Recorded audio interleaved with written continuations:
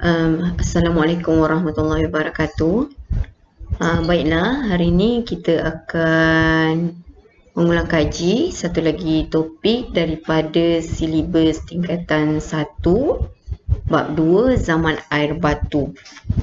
Okey, dalam bab ini kita akan dapat mengetahui mengenai dunia kita, kemudian berkaitan dengan zaman air batu, membina garis masa zaman air batu, menjelaskan ciri-ciri zaman air batu, membincangkan perubahan zaman air batu dan menilai kesan perubahan di Asia Tenggara. Baik, kita terus kepada 2.1. Okey, berkaitan dengan mengenali dunia kita. Baik, dunia merupakan bumi tempat tinggal kita dan juga jutaan hidupan yang lain lah. Okey. Jadi usia bumi dianggarkan melebihi 4.6 bilion tahun. Okey. Jadi bumi ni telah melalui pelbagai perubahan yang memberi kesan kepada rupa bentuk fizikal bumi, iklim, cuaca, hidupan yang ada dan kedalaman lautan. Okey. Jadi pelbagai kaedah yang telah digunakan oleh ahli-ahli pengkaji untuk membuat penyelidikan tentang perubahan yang berlaku kepada bumi. Okey, antaranya ialah bidang paleontologi, kimia, arkeologi, geologi dan fizik. Okey. Okey, seterusnya kita akan selain daripada itu perubahan berlaku kerana dipengaruhi oleh iklim. Iklim. Okey, ini melalui kajian yang dilakukan pada awalnya suhu bumi amat sejuk. Itu yang dipanggil zaman air batu. Okey, kemudian berlaku perubahan suhu bumi daripada sejuk kepada panas. Okey, menyebabkan ais tadi mencair dan wujudlah beberapa tahap peralihan zaman sehingga ke hari ini. Tahap ni yang kita nak tengok hari ini. Okey, jadi cuba kita lihat peta kutub utara dan kutub selatan ni, yang mana sebahagian besarnya yang berkala putih itu adalah kawasan yang diliputi oleh ais. Hijau ni adalah kawasan daratan, manakala yang biru tu adalah kawasan lautan. Okey, ini kaedah yang tadi, penyelidikan yang dijalankan. Jadi kita nak tengok kajian kaedah yang digunakan untuk melakukan untuk membuat penyelidikan mengenai bumi ialah, yang pertama ialah geologi. Okey, kelas. Geologi ni berasal daripada dua perkataan Greek lah, iaitu geo ni bermaksud bumi, manakala logia bermaksud sains. Jadi gabungan geologi ini maksudnya ilmu mengkaji perkara yang berkaitan dengan pembentukan bumi. Itu yang berkaitan dengan geologi. Kita lihat kaedah penyelidikan ni kedua yang dijalankan ialah paleontologi. Paleontologi ni adalah satu bidang ilmu yang mengkaji organisma yang pernah hidup di bumi, sisa atau fosil yang telah terawet dalam sedimen binatang. Hasil-hasil tinggalan daripada binatang dan tumbuhan lah, seperti tulang-tulang pada zaman dulu. Jadi mereka gunakan benda tu untuk buat kajian. Kita panggil bidang paleontologi. Yang ketiga ialah arkeologi. Arkeologi ni ialah gali cari, di mana kajian saintifik tentang masa lampau menggunakan bahan tinggalan yang dijumpai lah di tapak-tapak ekskavasi. Okey, seterusnya kita lihat haiwan haiwan yang hidup pada zaman air batu. Okey, antaranya haiwan-haiwan yang berbulu tebal. Okey, berbulu tebal seperti mamut dan harimau bertaring panjang lah. Okey. Okey. Jadi kalau kita lihat di sini, okey, haiwan-haiwan ni hidup di zaman, contohnya macam mamut tu hidup di zaman Pleistocene. Pleistocene. Okey, seterusnya kita lihat pembentukan fizikal bumi. Okey, ada 6 fasah lah pembentukan, bermula daripada 650 juta tahun dahulu. Pada ketika ni tak ada hidupan tak ada hidupan di bumi. Okey, kemudiannya beralih kepada 390 juta tahun. Okey, air laut masih lagi tawar. Okey, yang ada hanyalah hidupan ikan dan amfibia, binatang yang hidup dua alam lah.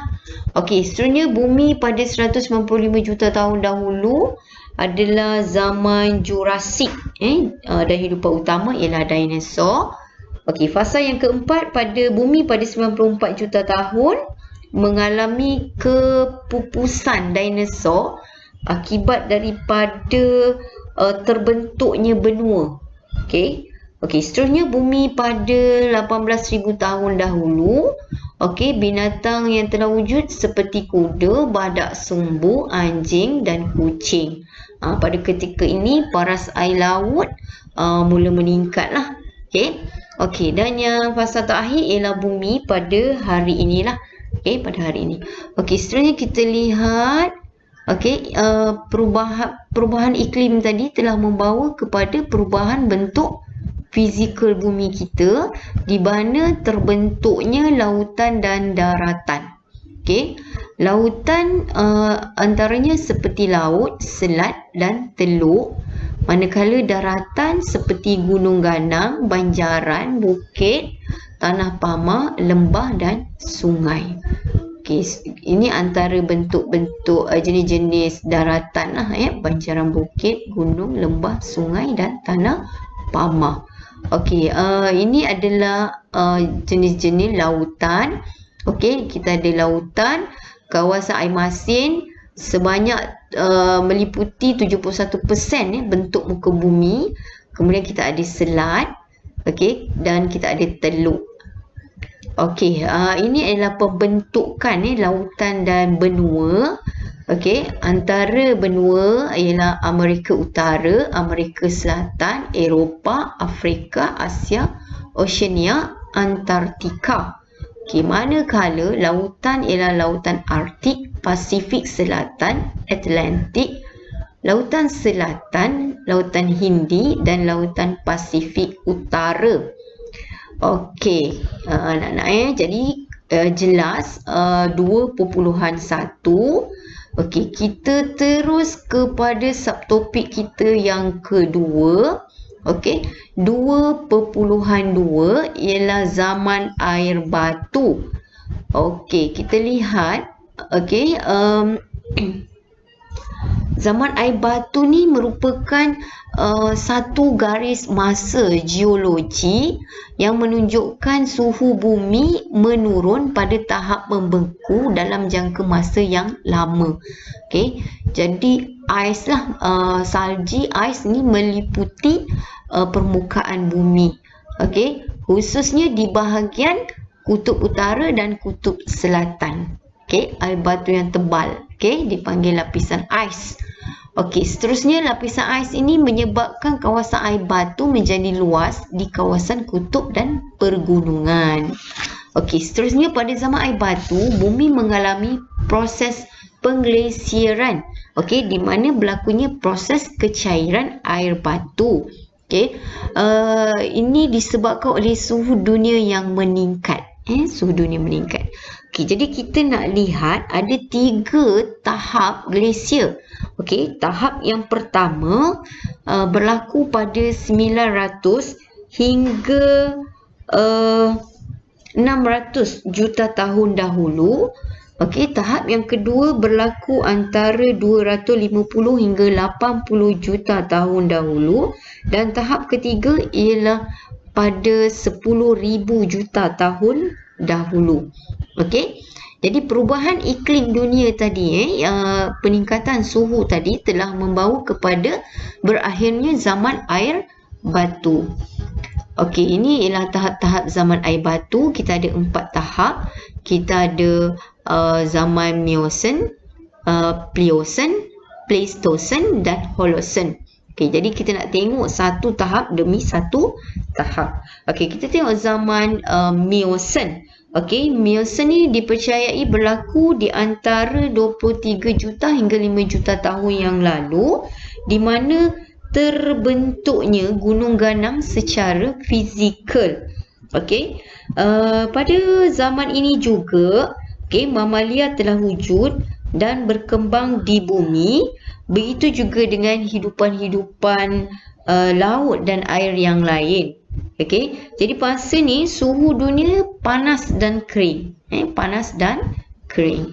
Okey, seterusnya kita lihat peringkat yang kedua ialah zaman Pliocene.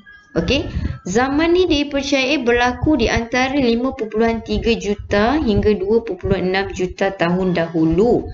Okey, di mana pada zaman ini berlaku penyejukan global.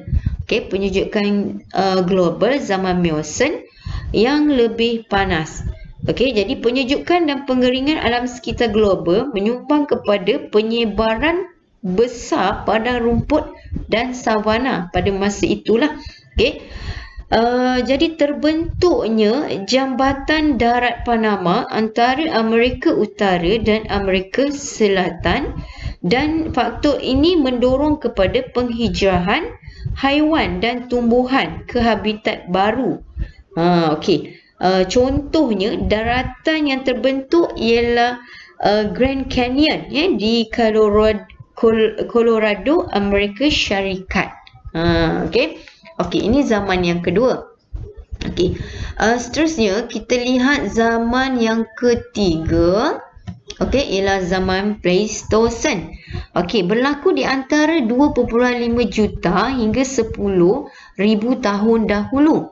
Okey, pada zaman ini glasier utama berlaku sebanyak 11 kali. Okey, 11 kali di mana berlaku perubahan. Manusia telah mula mengetahui cara membuat api. Okey. Okey, binatang yang ada pada zaman ini masih kekal lah sehingga ke hari ini.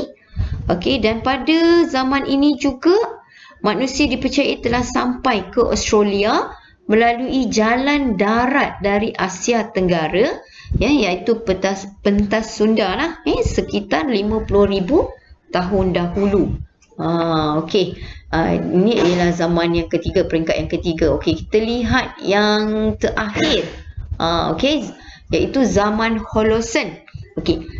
Zaman Holocene bermula pada 10,000 tahun dahulu sehinggalah hari ini. Okey, pada zaman ini manusia berlaku perubahan lah.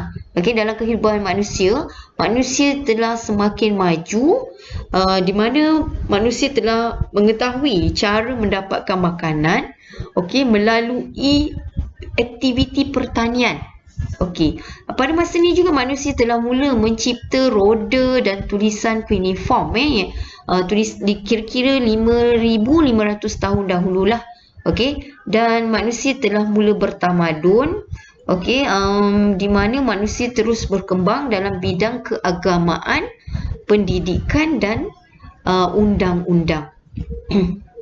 Okey, ini adalah rumusan 4 tahap zaman air batu: Miocene, Pliocene, Pleistocene dan Holocene.